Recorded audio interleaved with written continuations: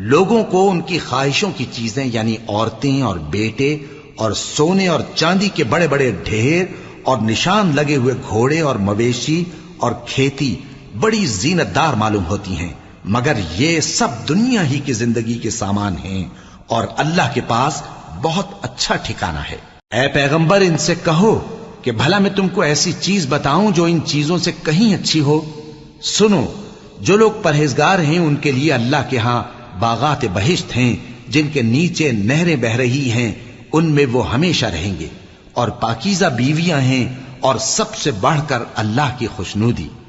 اور اللہ اپنے سب بندوں کو دیکھ رہا ہے جو اللہ سے التجا کرتے ہیں کہ اے پروردگار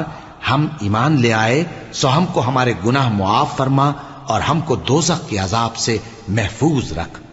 یہ وہ لوگ ہیں جو مشکلات میں صبر کرتے اور سچ بولتے اور عبادت میں لگے رہتے